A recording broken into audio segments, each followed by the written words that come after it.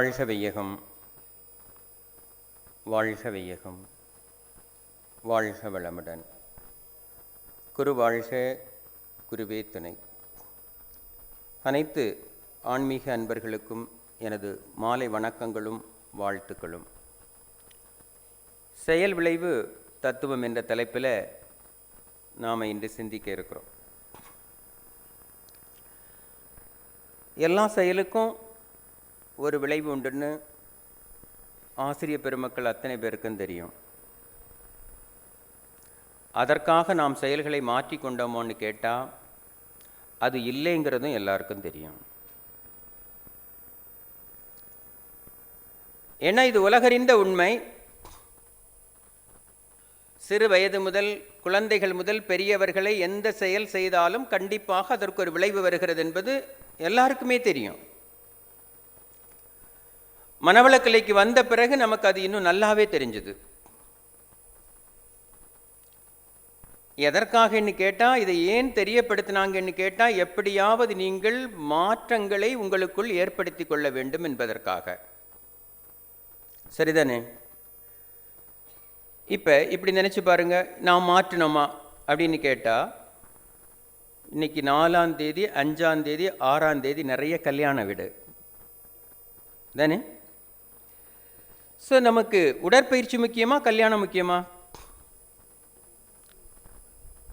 சும்மா அந்த பேச்சுக்கெல்லாம் என்கிட்ட சொல்லக்கூடாது. கல்யாணம் இல்லையா?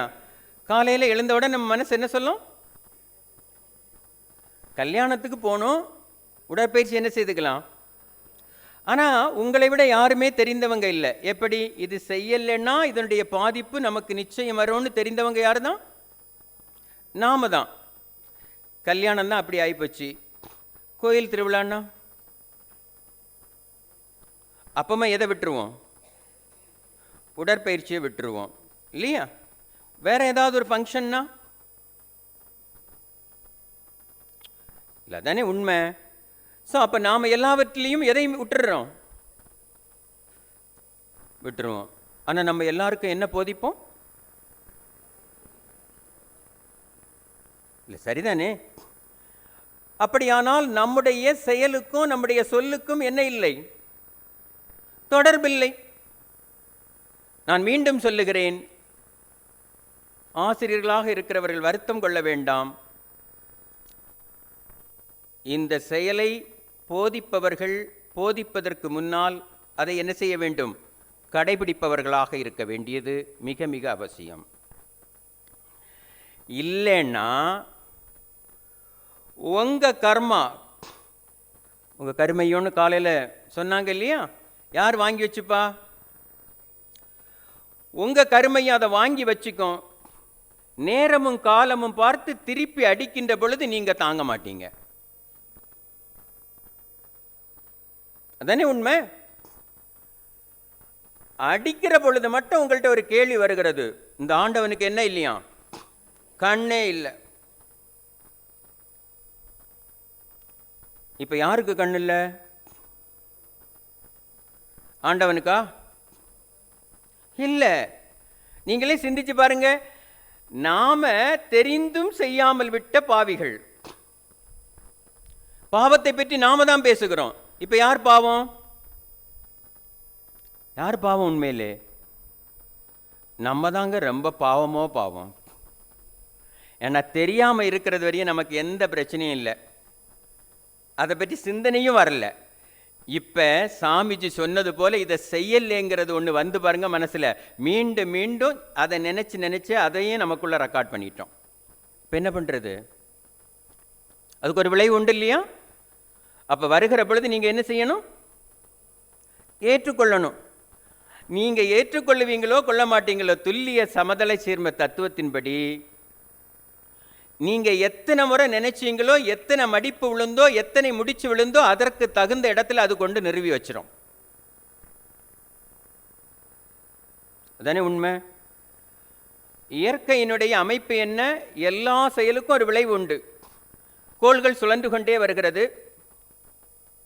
அது சுத்திக்கிட்டே வருகிற பொழுது இப்படி நினைச்சு பாருங்க, நம்முடைய 9 கோள்களில் இப்போ செவ்வாயை மட்டும் எடுத்துப்போம். செவ்வாய் என்ற ஒரு கோள் சுற்றி கொண்டே வருகிறது.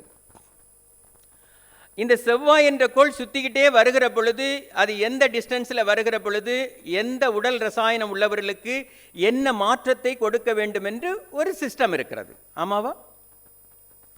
அந்த சிஸ்டத்தின் அடிப்படையில் இந்த நாம் அதில் இங்கே ராசி நட்சத்திரம் இப்படி 1000 வச்சுருப்போம். ஆனால் அந்த ரசாயனம் உள்ளவர்களுக்கு அது ஒரு மாற்றத்தை ஏற்படுத்துகிற பொழுது நமக்கு ஏதோ ஒரு துன்பத்தை கொடுக்கறதுன்னு வச்சுப்போம். உடனே நமக்குள்ள என்ன வந்துடுது? நம்ம இவ்வளவு பயிற்சி பண்ணிட்டு இருக்கோம், பண்ணாத நாட்களை மறந்து விட்டோம். குற்றச்சாட்டு யார் மேல? மனவளக்கலை மேல. யார் சொல்றது குற்றச்சாட்டு?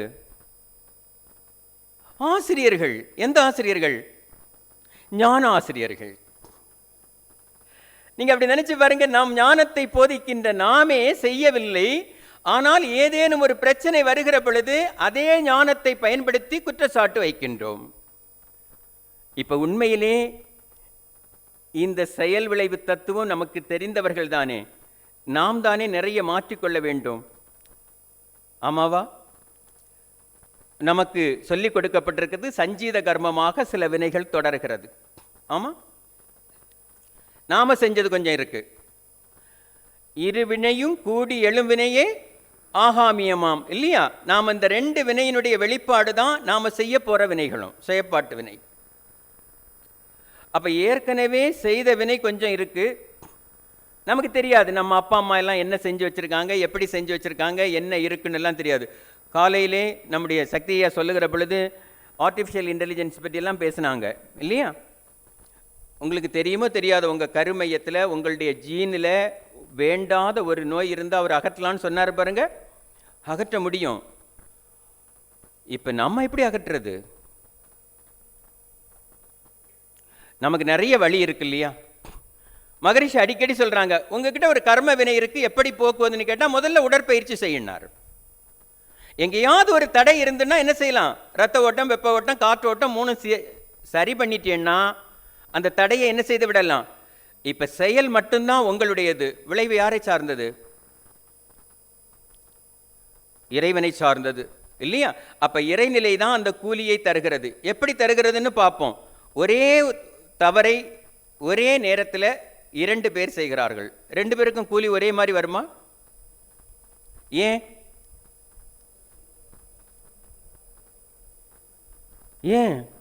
ஏன்னு கேட்டா நீங்க நினைச்சு பாருங்க, எல்லாருக்குமே தெரியும் ஒரே மாதிரி வரப்போவதில்லை என்று. ஏன்? எனக்கிட்ட இருக்கக்கூடிய ஏற்கனவே இருக்கக்கூடிய கர்ம வினைகளோடு இது கால்குலேட் பண்ணுகிற பொழுது அது மாறுகிறது. ஆனா நம்ம அப்படி ஏற்றுக்கொள்ளுகிறோமா? கோர்ட்ல சட்டம் அப்படி சொல்லுதா?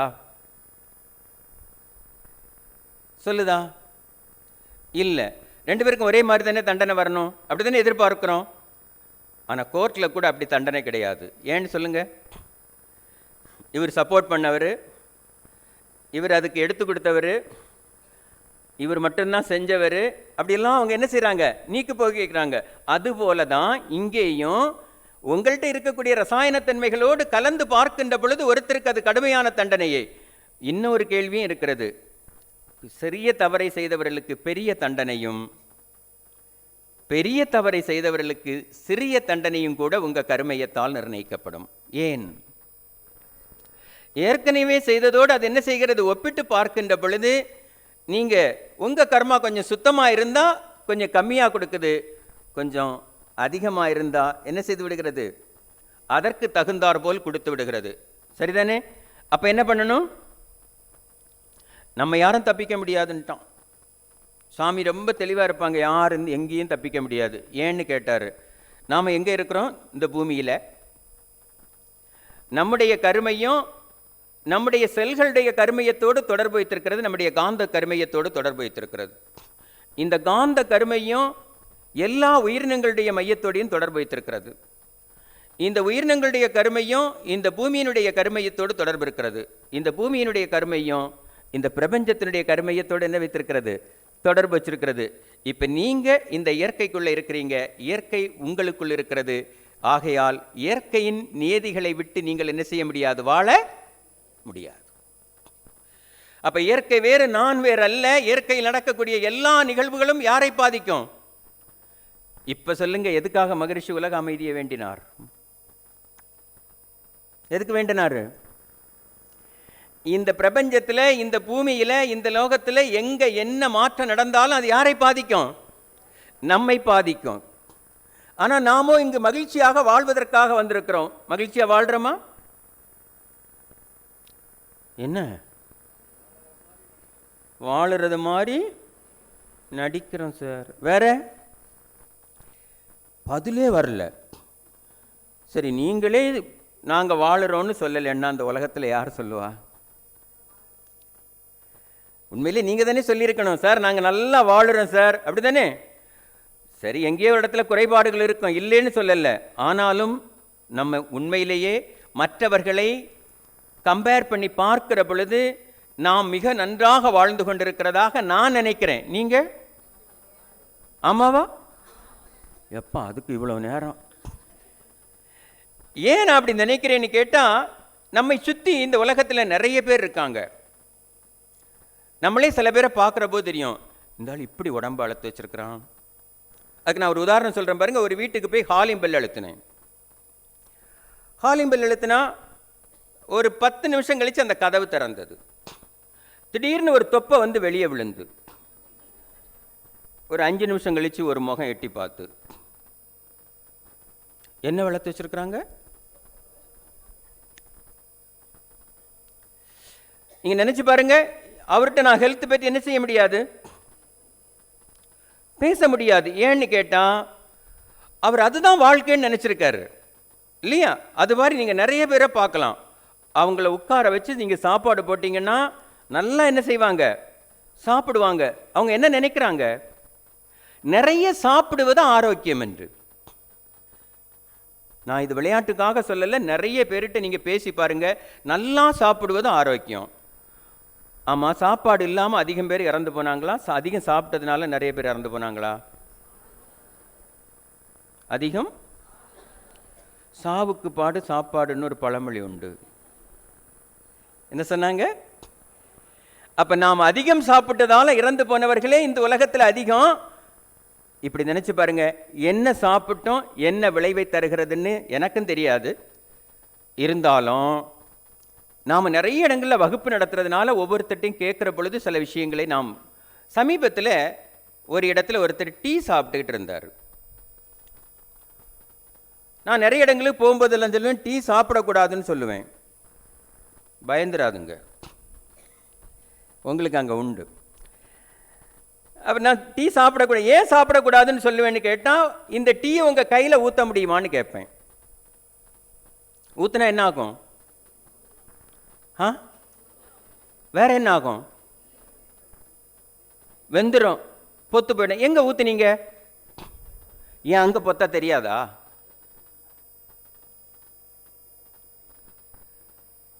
இதுதானங்க செயல் விளைவு. உங்க கையில ஊத்துனா பொத்து போகிற ஒரு டீயை எங்க ஊத்திட்டீங்க? இது உண்மையா அப்படிங்கிறதுக்கு தான் சொல்ல வந்தேன். கடையில் டீ குடிச்சிட்டு இருந்தான். ஒருத்தன் சொன்னா பஸ் வந்துச்சுன்னா, இந்த ஆள் வேகமா ஊத்திட்டான். ஊத்திட்டு ஓடி போய் பஸ்ல ஏறினான். 5 நிமிஷத்துல துடி துடிச்சு இறந்தான். குடல் பொத்து போய்விட்டது. உங்களுக்கு டீ கொஞ்சம் சூடு கம்மியா இருந்தா என்ன சொல்லுவீங்க? என்னையா டீ போட்டிருக்க, இதனை கேட்பீங்க. நீங்க செயல் விளைவுன்னா நீங்க வேற எங்கேயோ நினைச்சுக்கிட்டு இருக்கிறீங்க. அங்கெல்லாம் போக வேண்டாம். அன்றாடம் உங்கள் வாழ்க்கையில் நீங்கள் செய்கின்ற, உடலுக்கு செய்கின்ற துரோகத்தை மனதில் கொள்ளுங்கள். அது ஒன்றை சரி பண்ணிட்டா போதும், மீதி எல்லாம் தானா சரியாயிடும். உண்டா இல்லையா? இது மட்டுமா? இப்ப எல்லாருக்கும் வசதி வாய்ப்பு இருக்கா? முன்னாடி எல்லாம் கஷ்டம். என்ன கிடைக்காது? சாப்பாடே கஷ்டம். அதுவும் எங்களுக்கெல்லாம் கிராமத்தில் கிழங்கு தான் சாப்பாடு. அதுவும் நாங்கள் 1-2 பேராக இருந்தால் பரவாயில்லை, 11 பேர், டஜனுக்கு 1 தான் குறவு. அந்த காலத்தில் 11 பிள்ளைகளுக்கு சாப்பாடு போடணும்னா அவ்வளோ ஈஸியாக இல்லை, ரொம்ப கஷ்டம். எங்கள் வீட்டில் இல்லை, நிறைய வீட்டில் அப்படி தான் இருந்தது அந்த காலகட்டத்தில். அப்படி நினச்சி பாருங்க, இத்தனை பிள்ளைகளையும் வளர்த்தெடுக்கணும், கிடைச்சது உணவு. இப்போ அப்படி இல்லை, இருக்கிறது ஒன்று தான், ஒன்றே ஒன்று, கண்ணே கண்ணு. அதனால் எல்லா சொத்தையும் யாருக்கு தான்? அந்த பிள்ளைக்கு தான். அதனால் அது எது கேட்டாலும் நாங்கள் என்ன செய்வோம்? வாங்கி கொடுப்போம் இல்லையா? அதுக்கு பேரை சொல்லி நாங்களும் வாங்கி சாப்பிடுவோம். நான் சொல்கிறது புரியுதா? இது நான் சென்னையில் நீண்ட காலம் வசித்ததுனால சென்னையில் இதை ரொம்ப வேடிக்கையாக பார்க்குறது உண்டு. இந்த மழை காலம், இப்போல்லாம் மழை காலம் தானே. ஆக்சுவலாக சென்னையில் இப்போ மழை காலம் இல்லை, அடுத்த மாதங்களில் தான் மழை காலம் ஆரம்பிக்கும். இந்த வருஷம் கொஞ்சம் ஏர்லியராகவே ஸ்டார்ட் ஆயிடுச்சுன்னு வச்சுப்போம். நிறைய லேடிஸ் இருக்காங்க, வீட்டிலேருந்து வீட்டுக்காரருக்கு ஃபோன் பண்ணுவாங்க, எங்கே வந்துட்டீங்க, அது வரும்போது கொஞ்சம் பக்கோடாவும் ஒரு 2 வடையும் வாங்கிட்டு வந்துடுங்க. வீட்டில் எத்தனை பேர் இருக்காங்களோ அத்தனை பேருக்கு. எதுக்காகன்னு கேட்டால், அந்த மழை காலத்தில் நம்ம அதுக்கு நிறைய உணவு எடுக்கும். ஆமாவா இல்லையா? நான் தான் சொல்லிட்டு இருக்கணும், உண்மைதானே? அதிகம் சாப்பிட்றது வெயில் காலத்தில், மழை காலத்தில். அதை முதல்ல கிளியர் பண்ணிவிடுவோம். மழை காலத்தில் தான். ஏன்னா மழை காலத்தில் நீங்கள் எது போட்டாலும் என்ன செய்யும்? ஈஸியாக ஜீரணிக்கும். நிறைய பேர் மண்டையை போடுறதும் எப்போ தான்? மழை காலத்தில். அதனால தான் நம்முடைய முன்னோர்கள் என்ன சொல்லி வச்சுட்டாங்க? அப்போ இறந்தா நேரடியாக சொர்க்கம்னு சொல்லி வச்சுட்டாங்க.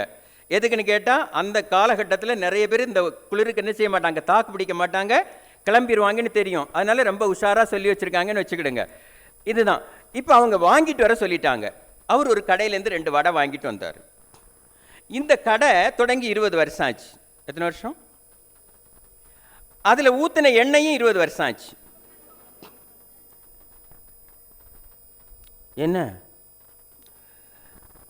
எண்ணெய் எப்படி நமக்கு பயன்படுத்துகிறாங்கன்னு தெரியல. எண்ணெய் உங்களுக்கு உற்பத்தி செய்கிறவர்கள் ரொம்ப தின்னாக தயார் பண்ணுவாங்க. அதாவது உங்கள் குடல் ஜீரணிக்கிற அளவு தான் எண்ணெய் தயார் செய்வாங்க. இந்த எண்ணெயை சூடு காட்ட காட்ட அது கொஞ்சம் கொஞ்சமாக திக்காகிட்டே வரும். இந்த ஆள் 20 வருஷமாக வச்சுருக்கான். இது உண்மை. அவன் என்ன செய்வான்னு கேட்டால், அந்த கடாயை கழுவுற போது அந்த எண்ணெயை வடித்து ஒரு பாத்திரத்தில் வச்சுக்கிட்டு மீண்டும் அந்த எண்ணெயை முதல்ல ஊற்றிக்கிட்டு புதுசாக கொஞ்சம் எண்ணெயை ஊற்றுவான். ஆனால் அந்த எண்ணெய் அங்கே தான் இருக்கும். அப்போ 20 வருஷமாக அந்த எண்ணெயும் இருக்குது. உங்களுக்கே தெரியும், அந்த வடையை கையில் எடுத்துக்கிட்டு நீங்கள் சாப்பிட்டு முடித்த பிறகு கையை கொண்டு கழுவுனா எண்ணெய் பிசுக்கு போகாது. அவ்வளவு திக்காயிடுச்சு அந்த எண்ணெய். இந்த வடையை தான் நீங்கள் எங்கே போட்டீங்க? உள்ளே போட்டீங்க.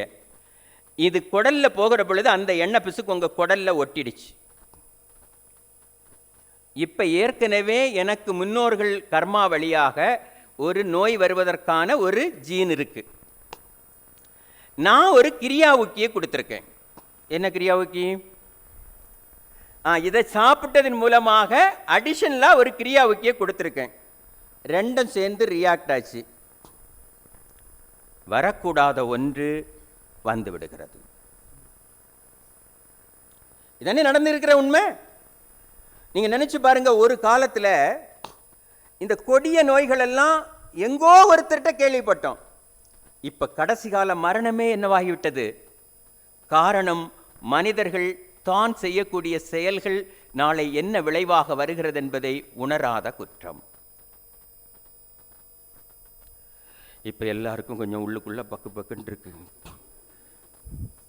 இனி சாப்பிடலாமா சாப்பிடக்கூடாதான்னு. அதானே உண்மை. ஒன்றும் பண்ண முடியாது. இங்கே வச்சு ஆழியார் அறிவித்திருக்கோயிலுக்குள்ளே இருக்கிறது வரையும் சாப்பிடக்கூடாதுன்னு ஒரு சங்கல்பம் இருக்குது. அறிவித்திருக்கோயிலை விட்டு வெளியே போனோடனே இந்த மனம் முன்னு ஒரு பேய் இருக்கிறது. அது என்ன செய்யும்? அதெல்லாம் வீட்டில் போய் பார்த்துக்கலாம். போகிற வழியிலெல்லாம் அதெல்லாம் என்ன செய்ய வேண்டாம், கடைபிடிக்க வேண்டாம். அதனால் வெளியே போனோடனே என்ன செய்யாது? ஏன்னா நான் இங்கேயே நிறைய பேரை பார்க்கலாம், இங்கே வடை கிடையாது. அதனால் நாங்கள் என்ன செய்வோம்? சத்தத்தையே காணோம் இல்லையா? இல்லையா? இது போல தான் நாம் என்ன செய்கிறோம்? எல்லா வழிகளிலும், நான் என்ன கேட்குறேன், எல்லா வழிகளிலும் தெரிந்தும், எல்லாமே தவறுன்னு தெரிந்தும் அதே தவறை திரும்ப திரும்ப செய்யக்கூடிய பழக்கம் நம்மகிட்ட தொடர்கிறது. ஆனால் கருமையத்துக்கு அதெல்லாம் தெரியாது. நீ தெரிஞ்சு செய்தியா, தெரியாமல் செய்தியா, வேணும்னு செய்தியா, வேண்டான்னு செய்தியா, உனக்கு என்ன நடக்குது, அதெல்லாம் அதுக்கு தெரியாது. அது எல்லாவற்றையும் அழகாக ரெக்கார்ட் செய்து வைத்துக் கொள்ளுகிறது. காலமும் நேரமும் சூழ்நிலைகளும் மாறுகின்ற பொழுது அதற்கு தகுந்த விளைவை அது கொடுக்கிறது. அதனால தான் அதுக்கு சொன்னான் தெய்வீக நீதிமன்றம். அதுகிட்ட யாரும் என்ன செய்ய முடியாது. எந்த பொருளோ புகழோ செல்வாக்கோ யார்கிட்ட செல்லாது, உங்க கருமையத்துக்கிட்ட செல்லாது. அப்போ ஒரே ஒரு வழிதான் உண்டு. என்ன வழி? செயலை ஒழுங்குபடுத்தி கொள்ளுதல். உங்களால் எதை ஒழுங்குபடுத்த முடியாது? விளைவை ஒழுங்குபடுத்த முடியாது. விளைவை நீங்க நிர்ணயிக்க முடியாது. எதை ஒழுங்குபடுத்தி கொள்ளலாம்? செயலை ஒழுங்குபடுத்தி கொள்ளலாம். பண்ணுனா முடிஞ்சு போயிடும். இப்படி செயலை ஒழுங்குபடுத்தணும்னா எங்கிருந்து திட்டமிடுவது? இந்த கேள்வி பெரிய கேள்வி. எல்லாருக்குமே நீண்ட காலம் கழித்த பிறகு இந்த ஞானம். சரி, எனக்கு இன்னும் ஒரு டவுட் இருந்துகிட்டே இருக்கு. என்னன்னு கேட்டா, நம்ம எல்லாம் தெரிந்த பிறகு கூட நாம ஒரு ஜீவனை உற்பத்தி பண்ணுகிற பொழுது, யார ஒரு குழந்தையை உற்பத்தி செய்கிற பொழுது, மகரிஷி 100 இடங்கள்ல எழுதுறாரு இல்லையா, ஒரு நல்ல பிளஸிங் மூமெண்ட், ஒரு நல்ல விஷயங்களை கலந்து பேசி நல்ல உணர்வுகளை நமக்குள் வளர்த்து கொண்டு, அந்த நேரத்தில் தான் நீங்க ஒரு ஜீவனை உற்பத்தி செய்யணும் இல்லையா. நாம தவறிட்ட நம்ம குழந்தைக்காவது சொல்லிக் கொடுக்கணும் இல்லையா.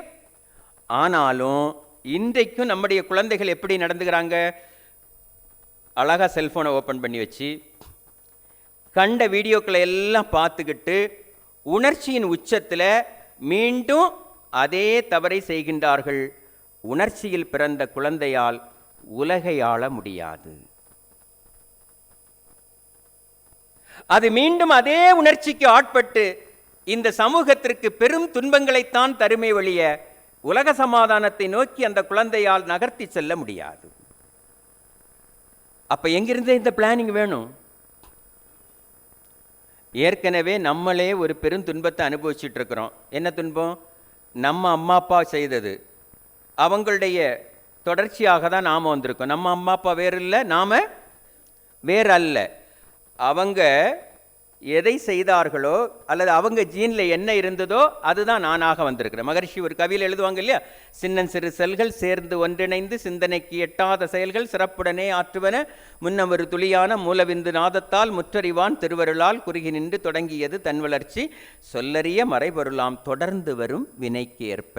உங்கள் உடல் எப்படி கட்டப்பட்டதுன்னு அவர் சொல்கிறாரு.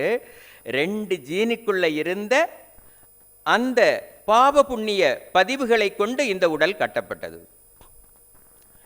இப்ப என்னுடைய பெரிய கேள்வி என்னன்னா, ஒரு காலத்துல எல்லாம் நம்முடைய முன்னோர்களுடைய காலத்துல எல்லாம் எல்லா அப்பாக்களும் சொல்லுவது, என் பிள்ளை எனக்கு கொள்ளி வைப்பான்னு.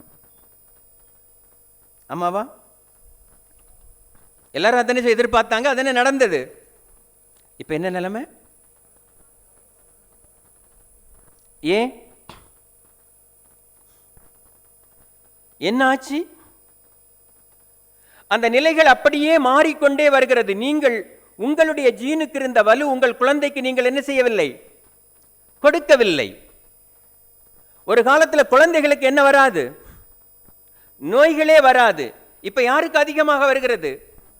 குழந்தைகளுக்கே வருகிறது. அப்ப உங்களுடைய ஜீன் டிரான்ஸ்ஃபர்மேஷன்ல அதற்குரிய வலுவை கொடுக்காமலே உங்கள் ஜீன் அவ்வளவு கெட்டு போயிருக்கிறது. கெட்டுப்போன ஜீனிலே அதிகப்படியான குழந்தைகள் உற்பத்தி செய்யப்படுகிறது.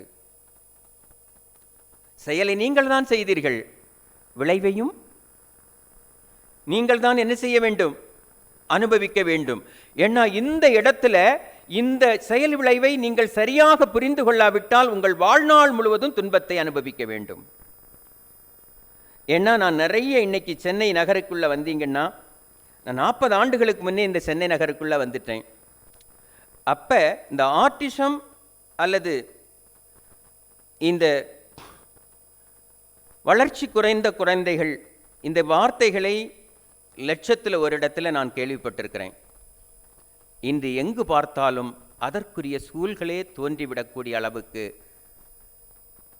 அத்தனை ஆயிரம் குழந்தைகள் உற்பத்தி ஆகியிருக்கிறது. எத்தனையோ ஸ்கேன், எத்தனையோ விஷயங்கள் எல்லாம் வந்துருச்சு. எதை செக் பண்ணாலும் குழந்தை நார்மலாக இருக்கும், பிறக்கிற போது கூட நார்மலாக இருக்கும், வித்தின் வீக்கில் பேக் ஆகிடும்.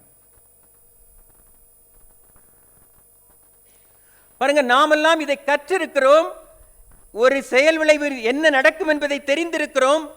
நம்முடைய நிகழ்வு இது இன்னொரு இடத்துல நடந்திடக்கூடாது என்பதை நாம் உறுதிப்படுத்த வேண்டிய கட்டாயத்திலே இருக்கின்றோம். ஆனாலும் நாம் தவறுகிறோம். இது பெருந்துன்பம் அல்லவா? தெரிந்தவர்களே மீண்டும் அதே துன்பத்தை அனுபவிக்கின்ற பொழுது ஏற்றுக்கொள்ள முடியவில்லை. மாற வேண்டியது இப்ப யாரு? இந்த அறிவை இந்த சமூகத்திற்கு கொண்டு கொடுங்கள்.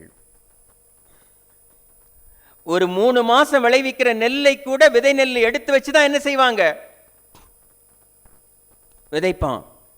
தரம் பார்த்து, நாள் பார்த்து, நட்சத்திரம் பார்த்து, இந்த நேரத்தில் காற்றோட்டம் எப்படி இருக்கு என்று தெரிந்து கொண்டு அதை தூவினா சரியா இருக்குமா, அத்தனை ஆராய்ச்சிக்கு பிறகுதான் 90 நாட்களில் விளைகின்ற நெல்லை கூட விதைப்பான். 100 ஆண்டுகள் வாழப்போகின்ற ஜீவனை விதைக்கின்றவர்கள்ட்ட எந்த விதமான இது போன்ற நல் விஷயங்கள் எதுவும் இருப்பதில்லை. மகரிஷி சொன்னாங்க, ஒரு முறை இங்கே பேசி கொண்டிருக்கிற பொழுது அதிகப்படியான குழந்தைகள் சினிமா பார்த்துவிட்டு வந்து அந்த மோகத்தை தணிப்பதற்காக உற்பத்தி செய்யப்படுகிறது என்று. அப்ப நாம் அதற்குரிய விளைவையும் யார்தான் அனுபவிக்க வேண்டியிருக்கிறது? நாமே அனுபவிக்க வேண்டியிருக்கிறது. கொஞ்சம் கவனம் இன்னும் வேண்டும். இன்னும் உங்களுடைய சர்வீஸ், உங்களுடைய சேவை சமூகத்திற்கு நிறைய தேவை இருக்கிறது. இது போன்ற நிகழ்வுகள் இச்சமூகத்தில் நடக்காமல் இருக்க ஒவ்வொரு வீட்டிற்கும் செல்லுங்கள். அல்லது காலையிலேயே நமக்கு சக்தியா சொல்லுகிற பொழுது சொன்னாங்க, நம்முடைய தாமோதரன் ஐயா நம்முடைய ஒரு கன்சீவாகி இருக்கிற காலகட்டத்தில் என்னென்ன விஷயங்களை கடைபிடிக்க வேண்டும், பிறந்த பிறகு என்னென்ன விஷயங்களை கடைபிடிக்க வேண்டும் என்று அவங்க ஒரு சிஸ்டம் வச்சுருக்காங்க. குறைந்தபட்சம் அந்த சிஸ்டத்தை எல்லா மன்றங்களும் வாங்கி என்ன செய்யுங்கள், பயன்படுத்துங்கள். யாராவது ஒருவர் நலமடைந்தால் கூட நீங்கள் பெறப்போகும் புண்ணியம் மிகப்பெரியது. அதானே உண்மை? ஆமாயா இல்லையா? ஏன்னா ஒரு செயல் ஒரு விளைவு, ஒரு விளைவுக்கு மீண்டும் ஒரு செயல் வந்துவிடும், மீண்டும் அது ஒரு விளைவை தருகிறது. சங்கிலி தொடர் போல நம்மை அது என்ன செய்துவிடும்? அழித்துவிடும் அல்லவா? அதனால் தான் சொல்லுகிறேன், இந்த மாற்றத்தை நாம் தான் என்ன செய்ய வேண்டும்? இந்த உலகுக்கு எடுத்து கொண்டு போக வேண்டும். நினைச்சு பாருங்க, இதை விட்டு விட்டு நாமளே நினைக்கிறோம் நாம எல்லாம் சரியா தான் செய்துகிட்டு இருக்கோம். தப்பு கணக்கிட்டு தானொன்று எதிர்பார்க்க ஒப்புமோ இயற்கை விதி, அப்போதைக்கு அப்போதே அளிக்கும் சரி விளைவு. எப்போதும் இதை உணரார் இடர்பட்டு துன்புறுவார். இங்க எல்லாருக்கிட்டையும் ஒரு கணக்கு இருக்கு. இந்த கணக்கு எங்கிருந்து ஆரம்பிச்சதுன்னு பார்த்தா, நாம முன்னாடி வாழ்ந்த இடத்துலேருந்து இது ஆரம்பிச்சது. என்ன? ஏதாவது தப்பை செஞ்சுட்டா கோயிலில் போய் ஒரு தேங்காயும் பழமும் கொடுத்து பூஜை பண்ணிட்டா போதும்னு. இன்னும் நிறைய பேர் இருக்காங்க, திருப்பதியில் போய் உண்டியலில் என்ன செய்துட்டு வந்தா போதும், போட்டுட்டு வந்தா போதும். இன்னும் நிறைய பேர் இருக்காங்க, ஒரு அங்க பிரதட்சணமோ ஒரு அடி பிரதட்சணமோ பண்ணிட்டா போதும். சரிதான், இதெல்லாம் நம்முடைய மன திருப்திக்காக செய்யப்பட்ட எத்தனையோ விஷயங்கள். பட் நமக்கு இங்கே வந்த பிறகுதான் தெரியும், நம்முடைய கருமையத்தில் விழுந்த பதிவை மாற்ற யாருக்கும் என்ன இல்லை, அதிகாரம் இல்லை. அப்ப இங்க நாம ஒரு கணக்கு போடுறோம், அந்த கணக்கெல்லாம் இங்க என்ன செய்யாது, கருமையத்துக்கிட்ட செல்லாது. அப்ப அந்த கருமைய கணக்கை கணிக்க வேண்டியது நம்முடைய பொறுப்பு. அப்ப கருமையத்துக்குள்ள எதை போட வேண்டும் என்று முடிவு செய்ய வேண்டியது யார் பொறுப்பு? நம்முடைய பொறுப்பு. எதை போட்டா சரியா இருக்கும் என்று தெரிந்து கொண்டு போட பழகுங்கள். எப்படின்னு கேட்டான். விதின்னு ஒன்று இருக்கே, நிறைய பேர் கேட்குறான், விதி வந்தா என்ன செஞ்சு போயிடும்? விதி வந்தா என்ன ஆகும்? போக வேண்டியதானா?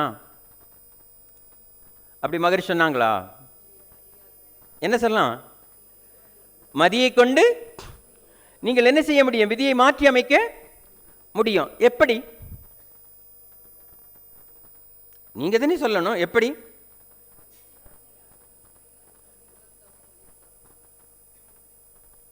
சத்தத்தையே காணும். நீங்கள் தானே ஆசிரியர்கள், நீங்கள் தானே சொல்லுவீங்க விழிப்பு நிலையில் செயல்படணும். வேற தியானம் பண்ணலாம். சரி, திட்டமிடுதல். யாரோ ஒருத்தர் ஒரு வார்த்தை அவங்கள்ட்டேருந்து வந்தது, அறிவு என்று ஒரு வார்த்தை. இந்த சிஸ்டத்தை உருவாக்குனது யாரு? எனக்குள்ள இந்த கருமைய சிஸ்டத்தை உருவாக்குனது யாரு? பேரறிவு. பேரறிவு தானே. ஸோ இந்த மாதிரி இருந்தா, இந்த மாதிரி விஷயங்க விழுந்தா இந்த மாதிரி தீர்வு கிடைக்குங்கிறத சிஸ்டத்தை உருவாக்கி வச்சது யாரு?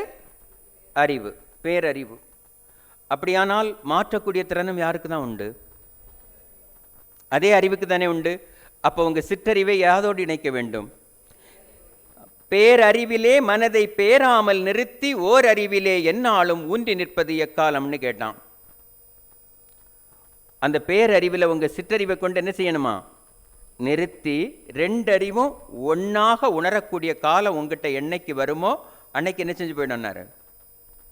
அதுக்குள்ள நடக்கக்கூடிய நிகழ்வுகளை நீயே என்ன செய்ய முடியும்? உணர முடியும். அப்படின்னா என்ன? தவம் செய்யணும். அப்படின்னா என்ன சொன்னேன்? ஸோ இந்த சிற்றறிவை கொண்டு பேரறிவோடு இணைப்பது வேற ஒன்றும் இல்லை, இந்த தவம் இல்லையா? பாருங்க, உங்க ஃப்ரீக்வன்சியை குறைச்சி வந்து அந்த லோ ஃப்ரீக்வன்சியில் வருகிற பொழுது ரெண்டும் ஒன்றாயிடுச்சுன்னா உங்களுக்குள்ள என்னெல்லாம் நடக்குங்கிறத அதுவே என்ன செய்யும்? சொல்லும் இல்லையா? சொல்லுது. நிறைய பேருக்கு உள்ளுணர்வாக சொல்லும். ஆனால் நம்மால் என்ன செய்ய மாட்டாங்க, கவனிக்கவே மாட்டாங்க. அப்போ கொஞ்ச நாள் போக போக இதெல்லாம் மாற்றங்களை ஏற்படுத்துகிற பொழுது சின்ன சின்ன விஷயங்களாக நீங்கள் கவனிச்சுட்டே வந்தீங்கன்னா உள்ளுணர்வு எல்லா விஷயங்களையும் உங்களிடம் சொல்லும். சரியாக நீங்கள் கவனித்தா மாற்றி அமைத்து விட முடியும். ஆனால் நமக்கு என்ன பழக்கம்? முடியுமா? இல்லை. அப்போ நாம் என்ன நினைக்கிறோம்? நமக்கு ஏற்கனவே நம்மக்கிட்ட ஒரு பழக்கம் இருக்கிறது. எது? இதெல்லாம் விதியால் ஒன்றுமே, விதி தான், விதி வந்தால் நம்ம எல்லாம் என்ன செஞ்சிடணும், போயிடணும், இப்படிங்கிற ஒரு பழக்கம் நம்மகிட்ட இருக்கிறதுனால அது சொல்வதை நம்முடைய மனம் என்ன செய்யாது, நம்முடைய காது கேட்கவே கேட்காது. அப்போ இப்போ என்ன செய்யணும்? கொஞ்சம் கொஞ்சமாக அந்த உணர்வுகளை கவனிக்க ஆரம்பிக்கணும். கவனிச்சிட்டிங்கன்னா எங்கேயோ ஒரு தவறு நடக்கப் போகுது முன்கூட்டியே உணர்த்துதில்ல, உடனடியாக அதை சற்று விழிப்போடு அந்த செயல்களை நீங்கள் என்ன செய்ய வேண்டும்? மாற்றி அமைத்துக் கொள்ள வேண்டும். இது எல்லாமே நடக்கும்.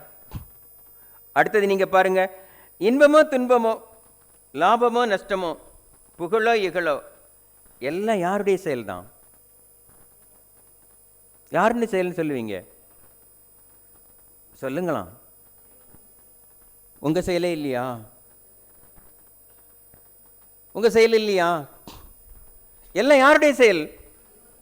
இந்த எல்லாவற்றுக்கும் யாரே பொறுப்பாளி? நானே தான் பொறுப்பாளி. ஆனா யார்கிட்ட பழி போட்டேன்? கடவுளுக்கிட்ட. நீங்க நினைச்சு பாருங்க, நான் தான் விழிப்புணர்வு இல்லாம இந்த தொழிலை தொடங்கினேன், நஷ்டம் வந்தது. அதானே உண்மை? நான் தான் இந்த நேரத்தில் இதை ஆரம்பிச்சிருக்கணும், இவ்வளவு காலம் தள்ளி ஸ்டார்ட் பண்ணேன், அதனால எனக்கு இந்த பிரச்சனை வந்தது. இது எல்லாருக்கும் தெரியும். ஆனா எல்லாரும் என்ன நினைக்கிறோம்? என்ன நினைக்கிறோம்? கடவுள் இல்லையா? மீண்டும் பார்ப்போம். நீங்க இன்னும் ஒரு விஷயத்தை நல்லா தெரிஞ்சுக்கிடுங்க. யாருக்குமே எந்த செயலும் நீங்க செஞ்சு கொஞ்ச நாள் கழிச்சு அதுக்கப்புறம் விளைவாக வரும்னு நினைச்சிடாதுங்க. சாமியுடைய கவி என்ன சொல்லுது? செயலிலே விளைவாக தெய்வ ஒழுங்கு அமைப்பிருக்க பயனென்ன தவறிழைத்து பின் பரமனை வேண்டுவதாலான் ஒரு வார்த்தையை சொல்றாரு. அப்படின்னா என்னங்க? அது என்ன செயலிலே விளைவாக?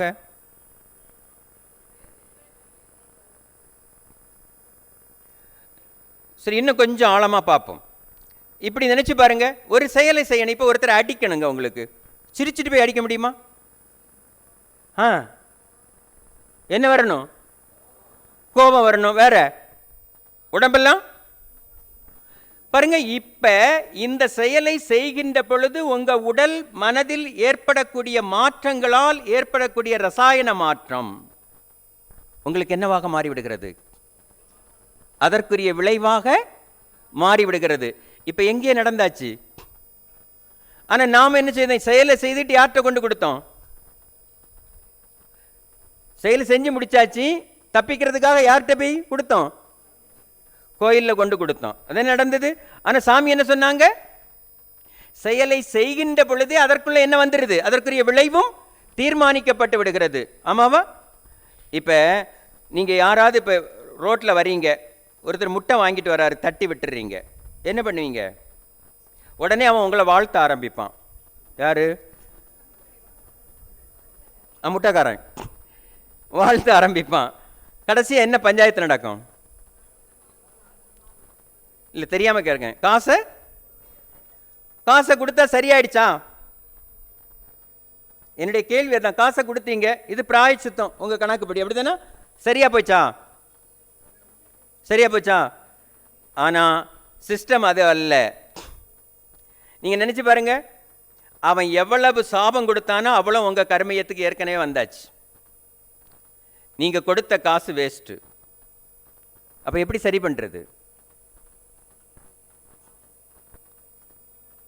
இப்போ சொல்லுங்க பார்க்கலாம். கவனம் எவ்வளோ கவனமாக இருந்தாலும் இதெல்லாம் நடக்க தான் செய்யும். என்ன பண்ணுறது? நீங்கள் ரொம்ப நல்லவங்களாக இருந்தீங்கன்னா தட்டுப்பட்டு உடஞ்ச உடனே திட்டிராத. எவ்வளோ காசு வாங்கிட்டு பேர் சொல்லும், சாரி. அவனுடைய உணர்வுகளில் மாற்றம் வந்து அந்த சாபத்தை உங்கள் கருமையத்திற்கு செலுத்துவதற்கு முன்னே தடுத்து விடுவது. இந்த செயலுக்கு நீங்க தயாரா இருந்தா மட்டும்தான் உங்களுடைய கருமையத்துக்கு என்ன வந்து சேராது. முடியுமா? எப்பவும் விழிப்போட நான் என்ன செய்யணும்? அப்படித்தானே மகரிஷி சொன்னாங்க. உங்களுக்கு ஆக்னை தீட்சை கொடுக்கும் போது என்ன சொல்லி கொடுக்கப்பட்டது? விழிப்பு நிலையிலேயே இருக்கணும், அதானே சொல்லி கொடுக்கப்பட்டது. இப்ப விழிப்பு நிலை தவறுனது யாரு? நாம தான். அப்ப விளைவை அனுபவிக்க போறது யாரு தான்? நாம தான். அவ்வளவுதான் விஷயம். அப்போ ஒவ்வொரு இடத்திலையும் தவறுனா என்ன நடக்கும்? நல்ல செயலுக்கு நல்ல விளைவு உண்டு இல்லையா? தீய செயலுக்கு தீய விளைவு உண்டு தானே உண்மை. எப்படி நடக்குதுன்னு பார்ப்போம். ஒரு அரேபிய இளைஞன், அரேபியாவில் ஒரு ஸ்வீடன் நாட்டு இளைஞன், சூடான் நாட்டை சேர்ந்த இளைஞன், அவன் ஆடு மேய்த்து கொண்டிருந்தான். ரொம்ப கஷ்டம் அந்த பாலைவனத்தில் ஆடு மேய்க்கிறது. அவன் ஆடு மேய்த்துக்கிட்டு வருகிற பொழுது ஒரு நாள் ஒரு ரோட்டு ஓரத்தில் வருகிறான். ரோட்டு ஓரத்தில் வருகிற பொழுது 2 ஐரோப்பிய நாட்டை சேர்ந்த இளைஞர்கள் அந்த பக்கமாக ஒரு காரில் வராங்க. காரில் வருகிற பொழுது அவங்க அந்த பையனை பார்த்தோன்னே ரொம்ப பாவமாக இருக்குது, நிறுத்திட்டு கேட்குறாங்க, என்னடா இவ்வளோ கஷ்டப்பட்டு இப்படி கஷ்டப்படுறியே, உங்கள் நாட்டுக்கு நீ போயிட வேண்டியதானே? இல்லை, எங்கள் அம்மா அப்பாலாம் கஷ்டத்தில் இருக்காங்க, நான் ஏதாவது அனுப்புனாதான் முடியும். சரி, ஒன்று செய், இதில் ஒரு ஆடு கொடு, நான் உனக்கு இப்போ வாங்குகிற சம்பளத்தில் 1 வருஷம் உள்ள சம்பளத்தை தரேன். என்ன சொல்கிறான்? 1 வருஷம் சம்பளம் தரேன், ஒரே ஒரு ஆடை கொடுத்துரு அப்படின்னு கேட்குறான். அந்த பையன் சொல்கிறான், எங்கள் முதலாளிக்கு நான் துரோகம் பண்ண மாட்டேன். இதை இவன் ஒரு பையன் ஒருத்தர் இவ பேசிக்கிட்டு இருக்கவே அவனுடைய நண்பன் இதை என்ன செய்துட்டு இருக்கிறான்? வீடியோ எடுத்துகிட்டே இருக்கிறான். அவன் மீண்டும் சொல்லுறான், ஏண்டா இவ்வளவு கஷ்டப்படுறியே, ஒரு நல்ல துணி கூட உன்னால் போட முடியல, உங்கள் அம்மா அப்பாவுக்கு நீ கொடுக்குற காசை வச்சு அவங்க கஷ்டத்தை போக்க முடியாது, நான் தான் 1 வருஷம் காசு தரேனே, அது மட்டும் இல்லை, நான் இன்னும் ஒரு எதுவும் சொல்கிறேன், உனக்கு வேணுமுன்னா 2 ஆண்டுகள் உள்ள சேலரி தந்துடுறேன், நீ ஒரு ஆடு கொடு. அவன் சொல்லுகிறான், உங்கள் காசு எனக்கு வேண்டாம், நான் எங்களுடைய ஓனருக்கு உண்மையுள்ளவனாக இருக்க மட்டுமே விரும்புகிறேன், நான் தரமாட்டேன். இதை அப்படியே ஒருத்தன் வீடியோ எடுத்துகிட்டு இருந்தான் பாருங்க, அவன் அதை யூடியூப்பில் அப்லோட் பண்ணி விட்டான். இந்த பையனுடைய இந்த நாணயத்தை மதித்து ஐரோப்பிய யூனியன் $50 லட்சம் அந்த பையனுக்கு பரிசாக கொடுக்கிறது. வேறு பல நாடுகள் அழைத்து அந்த பையனை பாராட்டி பல லட்சம் டாலர்களை கொடுத்து அவனை மிக பெரும் பணக்காரர்களாக மாற்றியது. இப்போ யோசிச்சு சொல்லுங்க, ஒரே ஒரு நேர்மையான விஷயம் உங்கள் கருமையத்தில் இருந்தால் நீங்கள் நினச்சி பாருங்கள், நீங்கள் அத்தனை பேரும் கோடீஸ்வரர்களாக மாறிவிடலாம். இப்போ எதை போட வேண்டும்?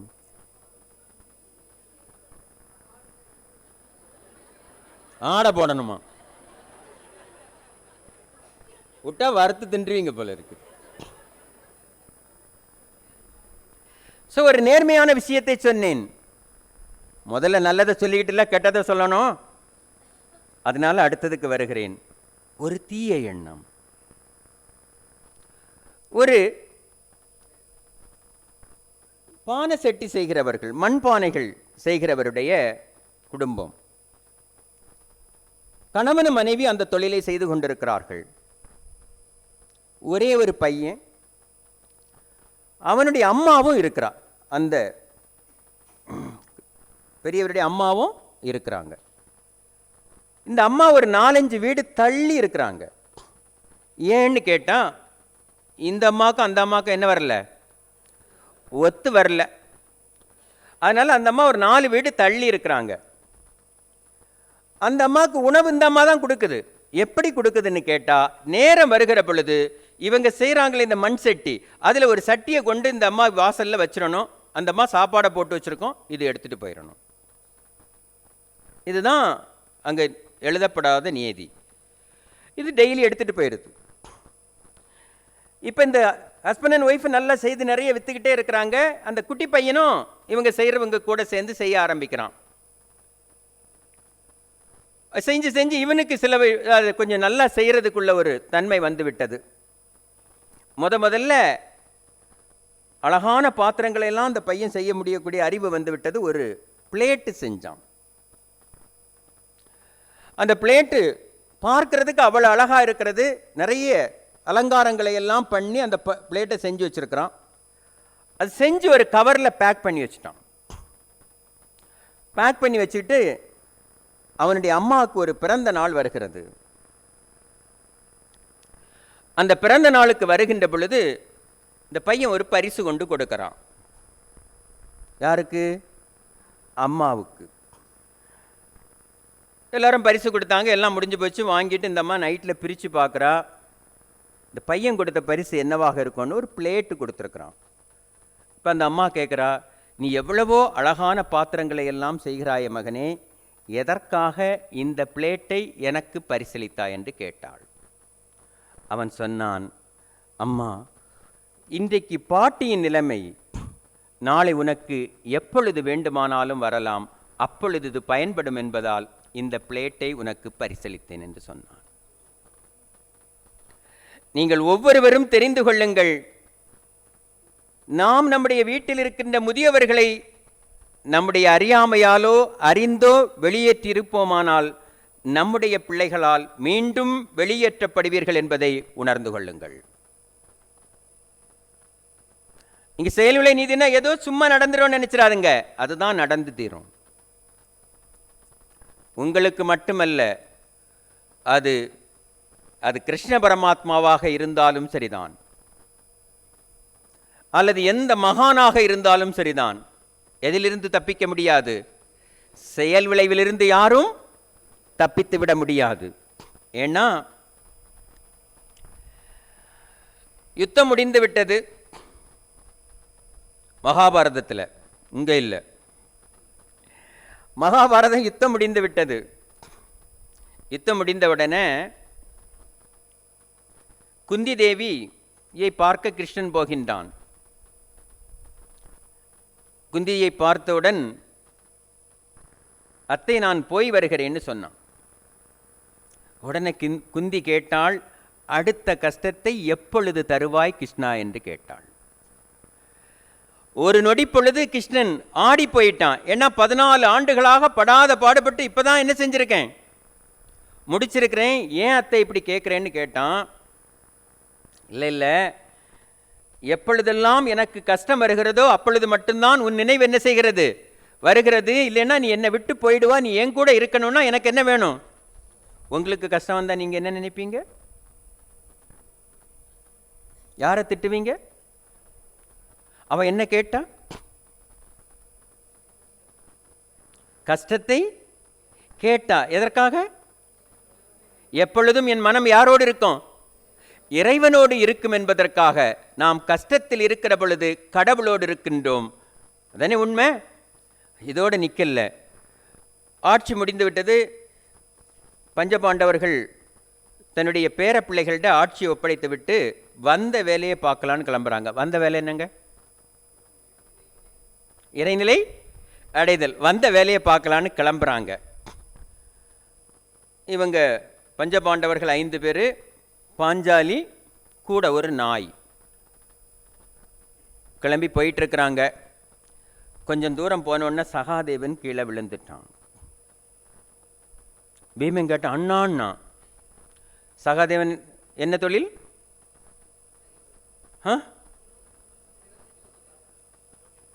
ஜோதிடமா? எனக்கு தெரியல, அதான் கேட்டுக்கிட்டேன்.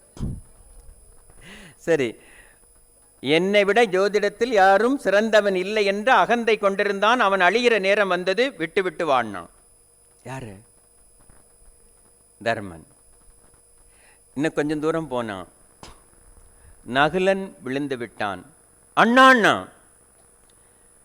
என்னை விட அழகிலே சிறந்தவன் இல்லை என்று இருமாப்பு கொண்டிருந்தான். அவன் அழிகிற நேரம் வந்து விட்டது, விட்டு விட்டு வாழ்னான். யாரு? தர்மன். இன்னும் கொஞ்சம் தூரம் போனவுடனே பாஞ்சாலி விழுந்து விட்டாள். அண்ணா என்று அலறினான். மொத்த துன்பத்திற்கும் யாரே காரணம்?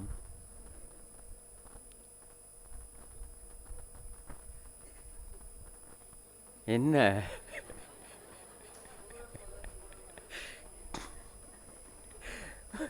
அதை சொன்னா மட்டும் அப்படி இல்லையா? விடு, அவர்களுடைய காலமும் முடிந்து போய்விட்டது. இன்னும் சில தூரம் சென்றவுடன் அர்ஜுனன் விழுந்து விடுகின்றான். பீமன் அலறுகிறான். நம்ம எல்லாம் காத்தவனே விழுந்து விட்டானே அண்ணா என்று. ஒற்றை அம்பால் உலகையே அழித்து விடுவேன் என்று இருமாப்பு கொண்டான். அழிகின்ற நேரம் வந்தது, விடு என்று சொன்னான். கடைசியாக பீமன் விழுந்து விடுகிறான். அண்ணா என்று கூப்பிடுகிறான் தர்மனை. நான் ஒற்றைக்கு ஒருவனாக நின்று அத்தனை பேரையும் கொல்லுவேன் என்று சொன்னாயல்லவா? உன்னாலும் முடியாதென்று சொல்லிவிட்டு நாயை அழைத்துவிட்டு நகருகிறான். இந்திரன் ஓடோடி வருகின்றான். இந்த உலகத்திலேயே ஒரே ஒருவனுக்கு மட்டுமே உடலோடு சொர்க்கம், நீ ஏறு புஷ்பக விமானத்தில் என்று சொன்னான். அவன் சொன்னான், என்னை நம்பி ஒரு நாய் வந்திருக்கிறது, அதை விட்டு என்னால் என்ன செய்ய முடியாது, வர முடியாதென்று தவிர்த்தான். உடனே இந்திரன் நாயினுடைய முதுகை தடவுகிறான். தர்ம தேவதை எழுந்து நிற்கின்றாள். கடைசி மரண தருவாயில் கூட தர்மத்தை விடாமல் பிடிக்கின்றாயே என்று. உடனே அவன் சொன்னான், நான் சொர்க்கத்துக்கு வரணுன்னா இந்த நாயும் என்ன செய்ய வேண்டும், கூட வரணுன்னா. நாயெல்லாம் கூட வர முடியாதுன்னு சொல்லிட்டான். இப்போ தர்ம தேவதையாக அது காட்சி தருகிறது. போகலான்னு போனான். எல்லாரும் ஏறி போயிட்டுருக்காங்க. போகிற போது மெல்ல கேட்டான், என் தம்பிமார்களெல்லாம் எங்கே இருக்கிறார்கள் என்று கேட்டான். அவன் சொன்னான், நரகத்தில் இருக்கிறார்கள். யாரு? தர்மனுடைய தம்பிகள் எல்லாம் எங்கே இருக்கிறதா சொன்னா? நரகத்திலே இருக்கிறார்கள். அப்படியானால் துரியோதனன் எங்கே இருக்கிறான்னு கேட்டான். சொர்க்கத்தில் இருக்கிறார்கள் என்று சொன்னான். ஒரு நிமிடம் தர்மன் அலறி போய்விட்டான்.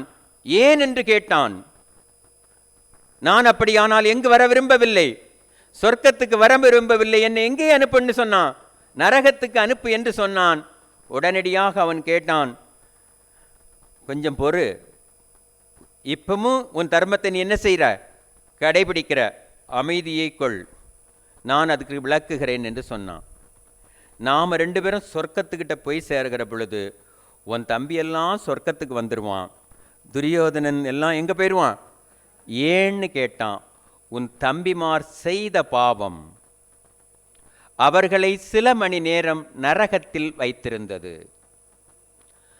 துரியோதனாதிகள் செய்த சில தர்மங்கள் அவர்களை சில மணி நேரம் எங்கு வைத்திருக்கிறது, சொர்க்கத்திலே வைத்திருக்கிறது. ஆக நாம் சென்றடைகின்ற பொழுது அவர்கள் அங்கு போய்விடுவார்கள், நாம் எங்கே போய்விடலாம், இங்கே போய்விடலான்னா. ஆக அவர்களுக்கே இந்த நிலைன்னு சொன்னா என்ன? அப்ப நாமெல்லாம்